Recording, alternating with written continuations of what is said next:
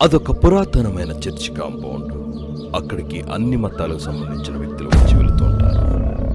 పేరుకు అది క్రిస్టియన్ మతానికి చెందిన చర్చే, కానీ అక్కడికి అన్ని మతాల వాళ్ళు వచ్చేవారు.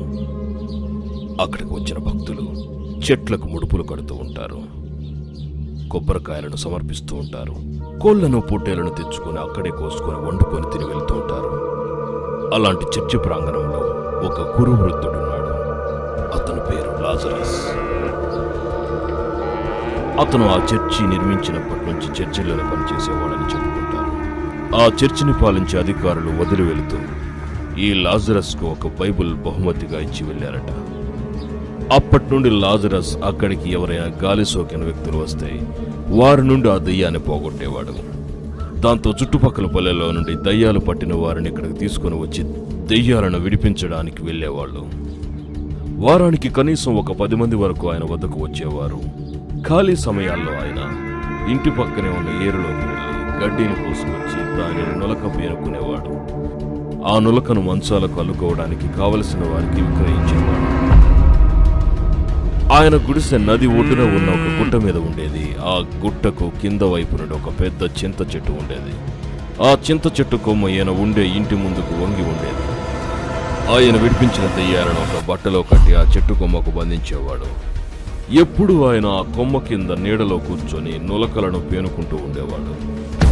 ఎవరైనా పిల్లలు ఆ చెట్టు కొమ్మను పట్టుకొని ఊగినా, ఆ కొమ్మను ఎక్కాలని ప్రయత్నించినా ఆయన వారిని తరిమి కొట్టేవాడు. అలా ఆయన జీవనం సాగుతుండేది. ఒకరోజు ఉదయం 10 గంటల సమయంలో కొందరు మనుషులు ఆయన వద్దకు వచ్చారు. వచ్చిన వారిలో బలిష్ఠులైన 2 మగవారు ఉన్నారు. అయ్యా, మీరే నా భార్యను రక్షించాలి. నాకు 3 నెలల క్రితం పెళ్ళయింది. నా భార్య మంచి అందగత్తె. తాను పగలు నాతో చాలా ప్రేమగా ఉంటుంది, కానీ రాత్రి సమయంలో తనను దగ్గరికి తీసుకుందామనుకునే సమయానికి మనిషి విచిత్రంగా ప్రవర్తిస్తుంది. అరే, నేను చంపేస్తానరా అని నా మీద దాడి చేస్తుంది. నేను దానికి భయపడి ముట్టుకోవటం కూడా మానేశాను. చాలా మంది తనకు దెయ్యం పట్టిందంటున్నారు. దయచేసి దానికి పట్టిన గాలి విడిపించండి అని కన్నీళ్ల పర్యంతం అయ్యాడు. సరే, ఇప్పుడు మీ భార్య ఎక్కడుంది అని అడిగాడు లాజరస్. ఇంటి దగ్గరే ఉందయ్యా, మీరు తీసుకురమ్మంటే తీసుకువస్తాను అన్నాడు. సరే, మీరు వెళ్ళి ఆమెకు ఏమి చెప్పకుండా రేపు 10 గంటలకు ఇక్కడికి తీసుకురండి అని చెప్పాడు లాజరస్. వారు ఆయనకు నమస్కరించి అక్కడి నుంచి బయలుదేరి వెళ్ళిపోయారు. లాజరస్ తన పనులు ముగించుకొని బైబిల్ తీసి చదవటం మొదలుపెట్టాడు. మళ్లీ రోజు ఉదయం 10 గంటలకు తెల్లటి పంచా చొక్కా వేసుకుని దాని మీద ఒక నల్లటి నిలువు కోటు వేసుకుని ఒక చేతిలో బెత్తం మరో చేతిలో బైబిల్ పట్టుకుని చర్చి ప్రాంగణానికి వెళ్లి అక్కడ ప్రధాన ద్వారం ముందు మోకాళ్ళు వంచి కాసేపు ప్రార్థన చేసుకుని లేచి నిలబడి ఏదో ధ్యానంలో ఉన్నాడు. ఇంతలో దూరం నుండి ఎవరో వస్తున్న అలికిడి అయింది. ఓహో, నిన్న వస్తానన్న వారే వస్తున్నారు అని మనసులో అనుకున్నాడు. చర్చి ప్రాంగణం వరకు ఒక 4 మహిళలు, 4 పురుషులు మామూలుగా నడుచుకుంటూ వచ్చారు. ఆ చర్చి ప్రాంగణం దగ్గరకు రాగానే సదరు గాలి సోకిన యువతి పారిపోవటానికి ప్రయత్నించడం మొదలుపెట్టింది. అది గమనించిన మగవాళ్ళు ఆమెను గట్టిగా బంధించారు. అయినా ఆమెను నిలవరించడానికి వారి శక్తి చాలడం లేదు. ఆమె అందరినీ బండబూతులు తిడుతూ చాలాసేపు గింజుకుంది. మీరు నన్ను అక్కడికి తీసుకువెళ్ళారు, మీలో ఒక్కరిని కూడా బ్రతకనివ్వను, అందరినీ చంపేస్తా అంటుంది. అయినా సరే వాళ్ళు ప్రయత్నం మానకుండా ఒక అరగంట సేపు పోరాడి ఎలాగోలా ఆమెను లాజరస్ ముందు నిలబెట్టారు. లాజరస్ ఆమె జుట్టును తన చేతిలోకి తీసుకున్నాడు. దాంతో ఆమె మెలికలు తిరుగుతుంది. లాజరస్ చాలా సౌమ్యంగా నీ పేరేమిటి అని అడిగాడు. ఓరి ముసలోడా, నా పేరుతో నీకేం పనిరా అంది కళ్ళు ఎర్రగా చేసుకొని. దాంతో నేను నిన్ను చాలా మర్యాదగా అడిగాను, నువ్వు నన్ను తిట్టావు. అయినా పర్వాలేదు, చెప్పు, నిన్ను ఏమి అనను అన్నాడు లాజరస్. నువ్వే కాదు, నన్ను ఎవరు ఏమి చేయలేరు అంది. దాంతో చేతిలో ఉన్న కర్రతో ఆమె కాళ్ల మీద ఒక దెబ్బ వేశాడు. దాంతో ఆమె అని అరుస్తుంటే చిన్నగా ఆ పక్క ఈ పక్క కాళ్ళ మీద ఓ 4 దెబ్బలు పడేటప్పటికి, నన్ను కొట్టొద్దు, నేను చెప్పేస్తా, నన్ను వదిలేయి, పారిపోతాను అని రాజుకి వచ్చింది. ముందు నువ్వు ఈమె లోపలికి ఎందుకు ప్రవేశించావు అని గద్దిస్తూ అడగగానే, దీని మొగుడు నన్ను పెళ్లి చేసుకుంటానని చెప్పి నన్ను అనుభవించి మోసం చేశాడు. దాంతో నేను చనిపోయి ఆత్మలా మారా. మోసం చేసింది వాడు కదా, ఏమేం చేసింది? దీంతో వాడు సుఖంగా ఉండకూడదు అని నేనే దీన్ని పట్టుకున్నాను. నన్ను విడిచిపెడితే వెళ్ళిపోతాను అన్నది. సరే అని చెప్పి ఆమె నుదురు ముందు పాపిడి దగ్గర కొన్ని వెంట్రుకలు పట్టుకొని, ఈ వెంట్రుకల్లోకి రా, నువ్వు నిన్ను విడిచిపెడతాను అన్నాడు. అప్పుడు ఆమె, నేను నీ చేతి వేళ్ల మధ్యకు వచ్చాను అంది. అప్పుడు లాజరస్ తన జేబులో నుండి ఒక చిన్న కత్తెర తీసుకొని అతను పట్టుకున్న కొద్దిపాటి వెంట్రుకలను కత్తిరించగానే ఆమె కుప్పకూలిపోయింది.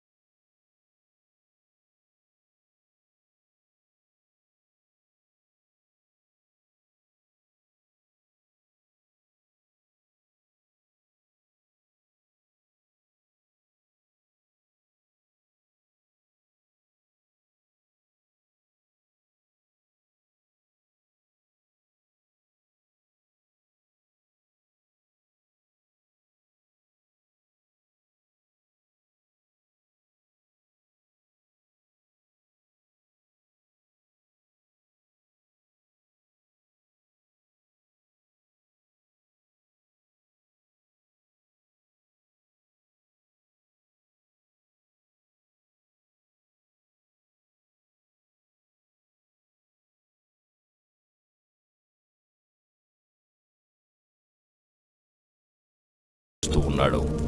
పక్కన ఇంటికి సంబంధించిన వ్యక్తి, అలానే మరొక వ్యక్తి ఇద్దరు నిల్చొని ఉన్నారు. కాసేపు కళ్ళు మూసుకొని మంత్రాలు ఉచ్చరించిన తర్వాత మెల్లగా కళ్ళు తెరిచి చూశాడు. ఎదురుగా తెల్ల చీర కట్టుకొని మల్లెపూలు పెట్టుకుని నవ్వుతూ మంత్రగాడి వైపు చూస్తుంది వయసులో ఉన్న ఒక అమ్మాయి. ఆమెను ఆపాదమస్తకం చూశాడు మంత్రగాడు. అంతా బాగుంది, కానీ ఆమె పాదాలు వెనక్కి తిరిగి ఉన్నాయి. మంత్రగాడికి అర్థమైంది ఆమె ఆడది కాదు, ఆత్మ అని. అతనిలో చిన్న భయం చోటు చేసుకుంది. దాన్ని బయటకు కనిపించకుండా తన పక్కన నిల్చున్న వాళ్ళను ఆమె వైపు చూడండి అన్నట్టు వారితో సంజ్ఞ చేశారు. వారు ఆమెను చూసి భయపడి పరుగులు తీశారు. మంత్రగాడిది పారిపోలేని పరిస్థితి. దాంతో అలాగే కూర్చుండిపోయాడు.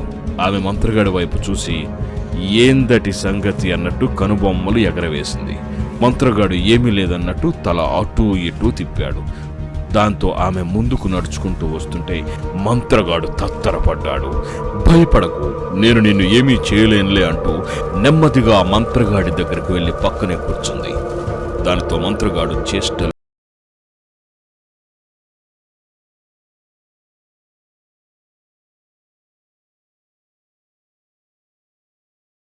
దానికి మంత్రగాడు, మీరు చెప్పండి, నేను వింటాను అన్నట్టు తల ఊపాడు. ఆమె తన కథ చెప్పటం మొదలుపెట్టింది. మాది ఇక్కడికి పక్క ఊరు. అయితే మా ఊర్లో నేను కాలేజీ వరకు చదువుకున్నాను. ఆ చదువుకునే సమయంలో ఒక కుర్రాడు పరిచయం అయ్యాడు. అప్పుడు వాళ్ళు ఈ స్థలంలో ఉండే బోధకొట్టంలో ఉండేవారు. నన్ను ఆ కుర్రోడు ఇక్కడికి తీసుకుని వచ్చేవాడు. అలా ఇద్దరం శారీరకంగా ఒకటయ్యాం.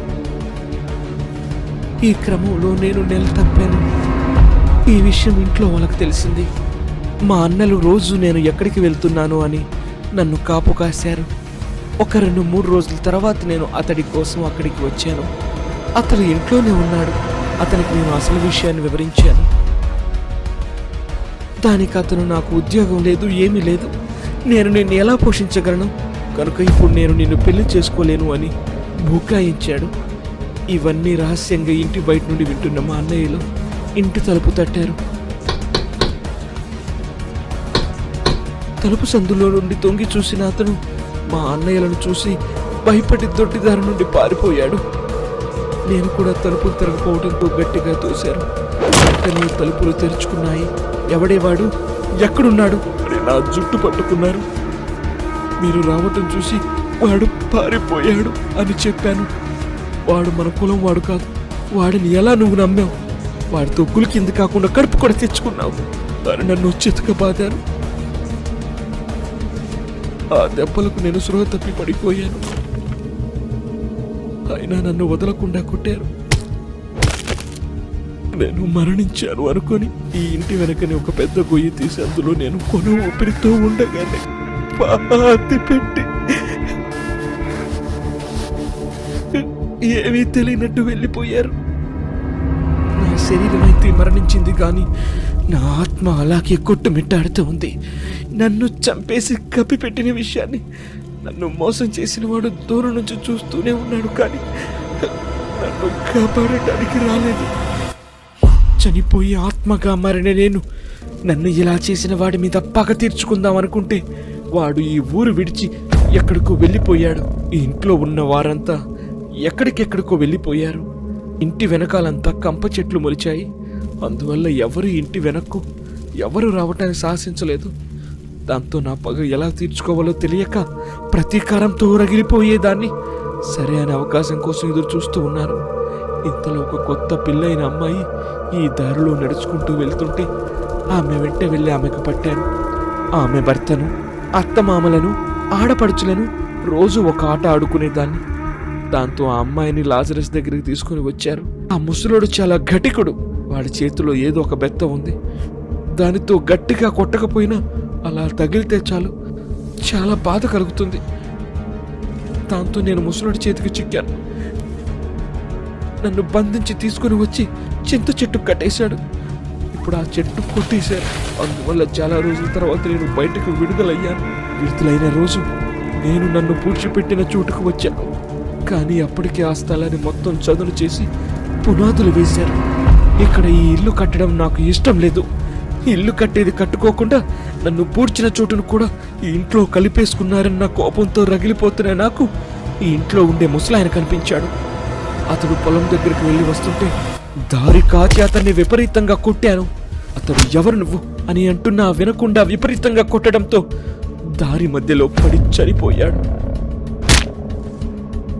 తర్వాత అతన్ని చూసిన వారు ఎత్తుకొని దగ్గరలో ఉండి వైద్యుడి వద్దకు తీసుకొని వెళ్లారు. ఆ వైద్యుడు అతడు చనిపోయి 2 గంటలు అయిపోయిందని చెప్పడంతో గుండెపోటు వచ్చి చనిపోయి ఉంటాడు అనుకున్నారు. అలాగే నేను ఎప్పటికప్పుడు ఈ ఇండ్లు కట్టకుండా ఆపుకుంటూ వస్తున్నాను. ఇంతలో నువ్వు వచ్చావు. నువ్వు కూడా మర్యాదగా ఈ హోమాలని మానేసి వెళ్ళిపోతే బతికి బయటపడతావు. ఇంకో విషయం, ఈ ఇంటి వాళ్ళకు కూడా ఇక్కడ ఎలాంటి ఇల్లు కట్టకుండా మర్యాదగా ఆపేసి వెళ్ళమని చెప్పు, సరేనా అని గదిరించినట్లుగా అంది ఆ యువతి. ఆ మాటలకు మంత్రగాడికి ఒళ్లంతా చెమటలు పట్టాయి.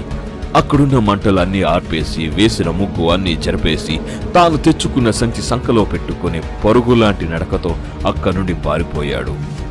అతడి భయం చూసి ఆ యువతి వికటాట్టహాసం చేసి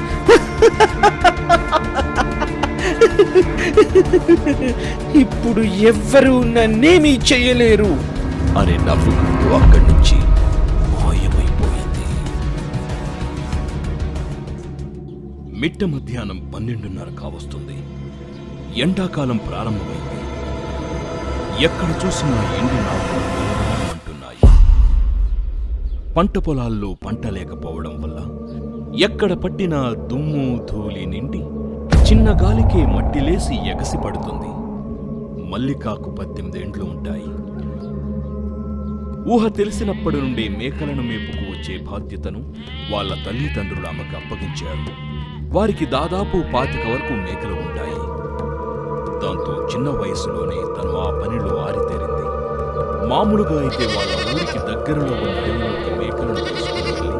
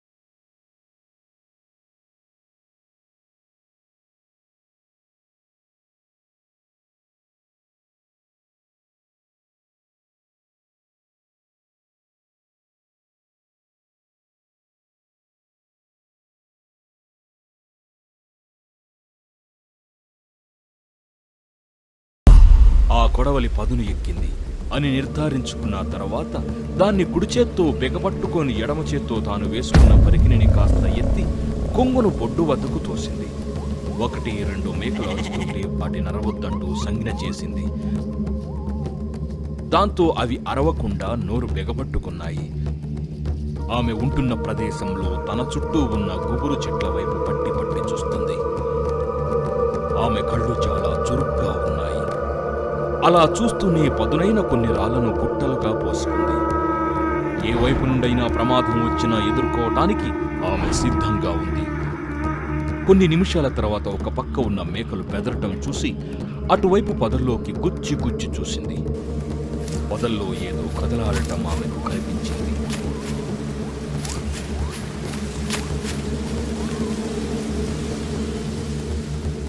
అంతే, మల్లిక కొడవలని ఎడమ చేతికి మార్చుకుని పదునైన రాయి చేత పట్టుకుంది.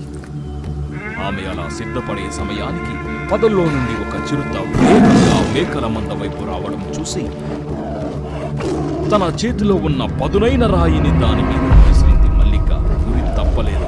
ఆ రాయి వెళ్లి చిరుత కుడి కాలుకు తగిలింది. అయినా అది స్పీడు తగ్గలేదు. వెంటనే మరో రాయిని తీసుకుని సరిగ్గా దాని ముఖానికి తగిలేటట్టు కొట్టింది. ఆ రాయి ఎంత బలంగా తగిలిందంటే ఆ చిరుత పులి మూతి పగిలింది. దాంతో అది వేగం తగ్గించింది. అదే అదునుగా తీసుకుని తనకు అందుబాటులో ఉండే రాళ్లు ఒకదాని వెనుక ఒకటి చాలా వేగంగా దాని మీదకు విసరడంతో చిరుతకు వేటాడటం కంటే బతికితే చాలు అన్నట్టు అడవిలోకి పరుగు తీసింది. అయినా మల్లిక వదల్లేదు. దాని వెంట పరిగెడుతూ రాళ్లు విసిరింది. కొంత దూరం వెళ్ళాక ఆ చిరుత కనిపించకుండా పోయింది.